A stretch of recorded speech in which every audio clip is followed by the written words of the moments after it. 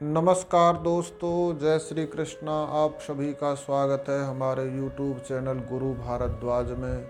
आज मैं आपको बताने जा रहा हूं कि जब लग्नेश द्वादश भाव में बैठता है तो उसका क्या फलादेश होता है। यानी कि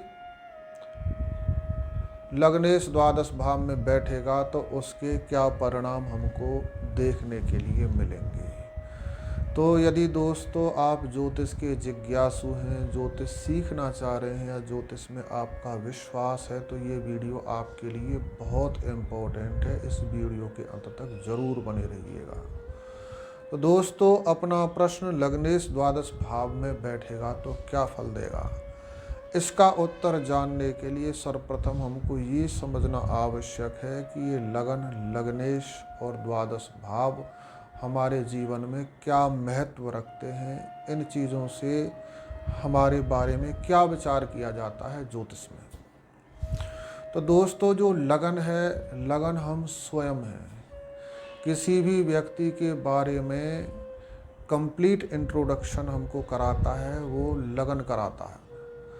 किसी व्यक्ति की शरीर की आकृति कैसी होगी, यानी कि वो लंबे चौड़े कद वाला होगा या मध्यम कद का होगा या छोटे कद वाला रहेगा, उसका रूप रंग कैसा होगा, वो गोरे रंग का होगा, सांवले रंग का होगा या काले रंग का होगा, उसके नैन नक्श कैसे होंगे, वो स्वस्थ रहेगा या रुग्ण शरीर वाला रहेगा, हमेशा रोगी रहने वाला रहेगा, उसकी सोचने की शक्ति कितनी होगी, उसके विचार कैसे होंगे और उसका पुरुषार्थी स्वभाव होगा या आलसी प्रकृति का होगा।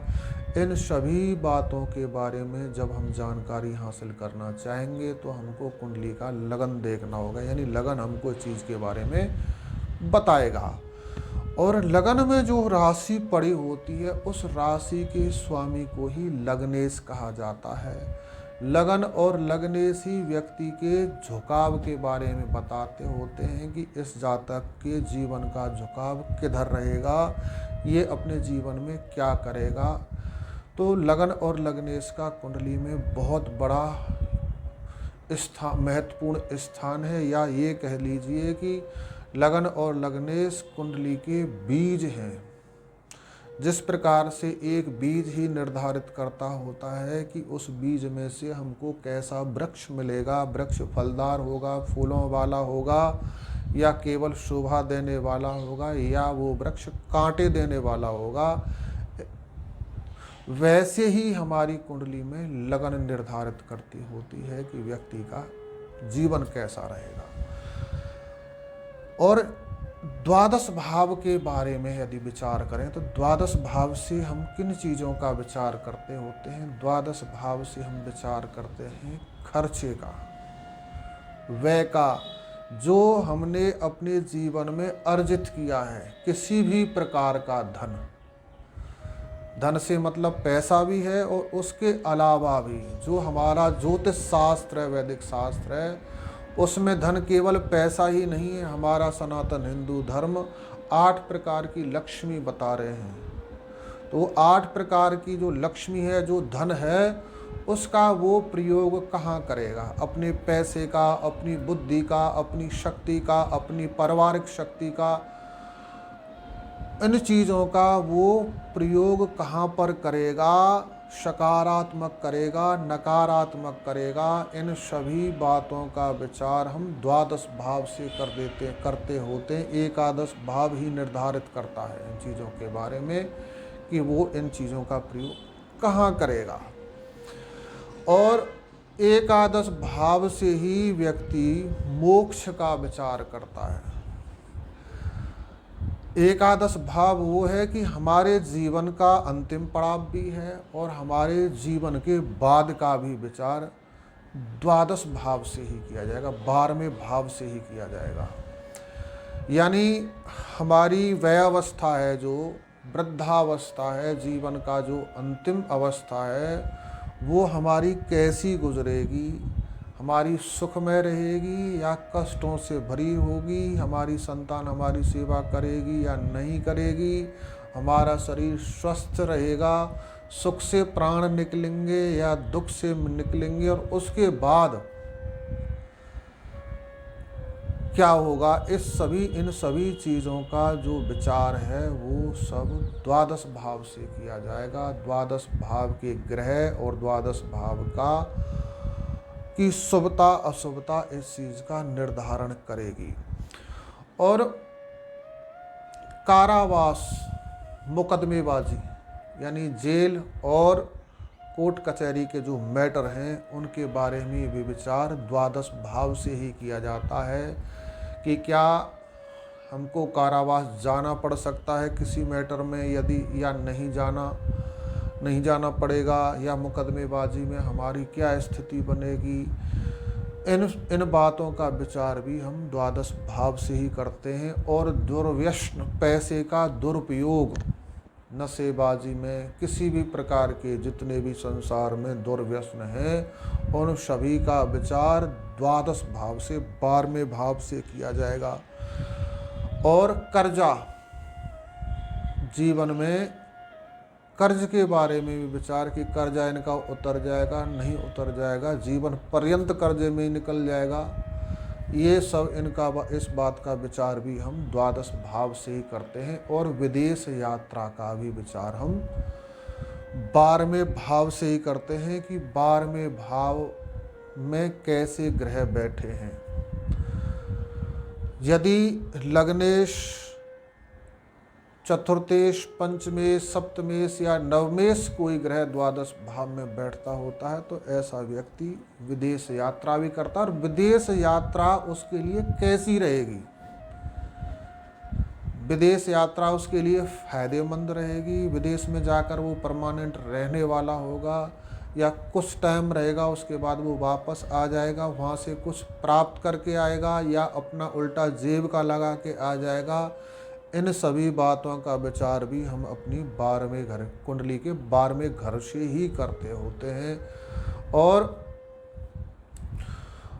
हम कोई नौकरी करते हैं तो उसमें जो ट्रांसफ़र का विचार है वो भी हम अपने द्वादश भाव से ही करते होते हैं। जब हमारे कर्मेश का संबंध द्वादश भाव से बनता होता है तो ट्रांसफ़र के योग बन जाते होते हैं। तो इस प्रकार से 12वें भाव से हम विचार करते होते हैं। और 12वें घर को हम आपोक्लिम, त्रिक या उपचय भाव भी कहते हैं, क्योंकि ये स्थिर रहने वाले नहीं हैं, उपचय भाव है, इनमें वृद्धि होती रहती है और निम्रता आती रहती है। इस घर के जो कारक हैं वो शनि देव हैं। अब हम अपने मुख्य सारांश पर आते हैं। जो हमारा प्रश्न है कि लग्नेश जब द्वादश भाव में आएगा तो उसका क्या फल होगा। यदि लग्नेश द्वादश भाव में शुभ होकर आएगा तो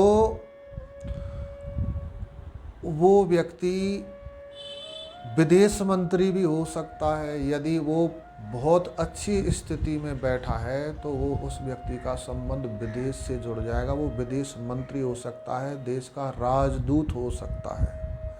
एक देश से दूसरे देश में जब कोई व्यक्ति चला जाता है वो राजदूत, ये द्वादश भाव बना सकता है उसको। किसी जेल का वो अधिकारी भी हो सकता है।